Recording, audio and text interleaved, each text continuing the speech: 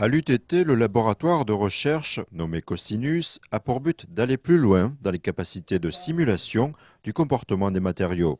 Et elle paraît absolument sans aucun défaut. En réalité, quand on la coupe à l'intérieur, regardez le type de défaut qui s'appelle des défauts en chevrant. Et la simulation numérique permet de prévenir la formation de ce genre de choses. Prévenir les risques de rupture, la durée de vie d'une pièce, tel est le but des 45 chercheurs, doctorants et ingénieurs du commissariat à l'énergie atomique et de l'UTT qui collaborent depuis le 5 octobre sur le comportement des matériaux dans un milieu agressif. De température, de vitesse de sollicitation, d'environnement agressif, de type radiation, de type oxydation. Nous, notre apport, c'est qu'on développe d'abord des modèles mathématiques adaptés à ces phénomènes sévères. Ce ne sont pas des phénomènes dont la prévision est facile. Ces recherches s'appliquent dans tous les domaines de l'industrie. Elles permettront de diminuer le coût et d'améliorer la précision des essais, comme par exemple les crash tests d'automobiles. Si on le fait numériquement, on peut se permettre de faire des centaines d'essais qui ne coûtent pas grand-chose que de la simulation numérique.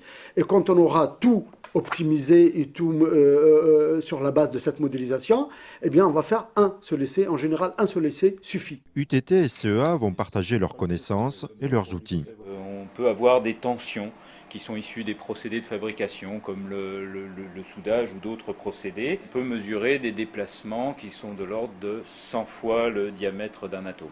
Sur l'écran, vous voyez la zone noire qui correspond au trou que l'on a opéré dans la surface. Et autour, les zones colorées correspondent à des relâchements. Ces tensions, effectivement, si elles sont mal maîtrisées, peuvent conduire à des ruptures prématurées, ce qu'on cherche évidemment à éviter. En plus de l'estimation de la durée de vie d'une pièce mécanique, ces recherches portent sur les soudures par laser impulsionnel. Lorsque l'on veut garantir une résistance à la corrosion, etc., il faut parfaitement maîtriser. Et ça ne peut pas se faire simplement par une démarche empirique. Ça nécessite de bien comprendre ce qui se passe au niveau du soudage.